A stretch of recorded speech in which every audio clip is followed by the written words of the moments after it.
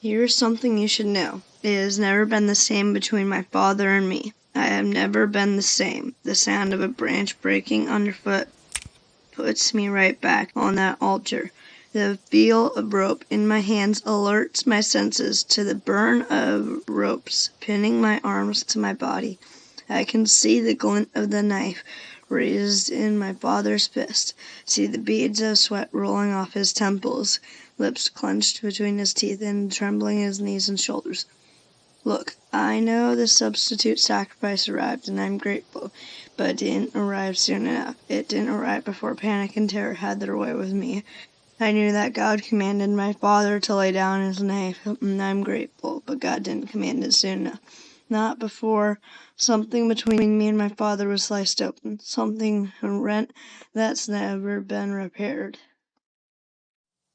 My son, the son of the covenant, never looked at me the same after that. He retreated to his mother's tent. When she died, he was inconsolable, and I'll admit, when she died, I was wary to be left alone with him. The two of us, left to face each other, to face our demons.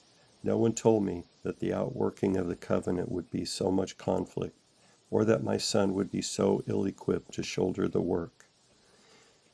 It is time for my boy, my wounded boy, to grow up. I can't understand a man who sidelines himself in his own game, who won't try big, and even fail big for the sake of the covenant. But truth is, he's written himself out of the narrative, only a minor character in his own story.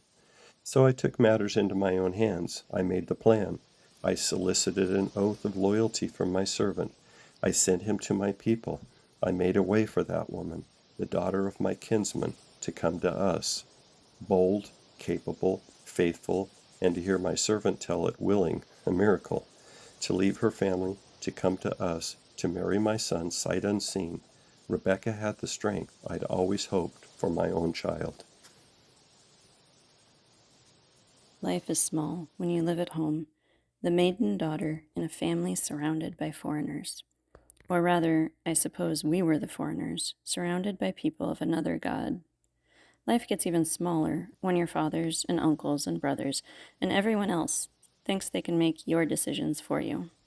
Endless days, bookended by trips to the well, hardly constitute an adventure. When I arrived that evening, I knew I'd never seen him at the well before. He was bold to ask a strange woman for a drink. But the water was there, and it was free, so why not? I watered his camels too while I was at it. I guess he thought that was strange from the look on his face. He inquired about my family, and I offered him lodging for the night. All of a sudden he lavished me with jewelry, and lavished his God with praise. I soon came to understand he was on an errand to find a suitable wife for his master's son. My own relative, by way of my father's, mother's, brother. Never mind, it's complicated.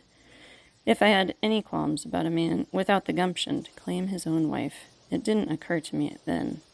All I saw was an escape, and the chance to break the monotony of days punctuated by the excitement of yet another trip to the well. All that was left was for them to negotiate terms. Catching me off guard, they finally asked what I wanted, and I said I was ready to go, because why not? Besides, I was curious. She came to me, and we married in my mother's tent. The weight of grief lifted, and I loved her. By this time my father had sent my half-siblings away, so that, when the time came, I assumed his land, his leadership, though I know that the mantle never fit my shoulders in the same way.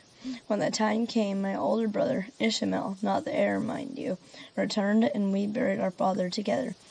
He had ever so many children, while my beloved Rebekah had none.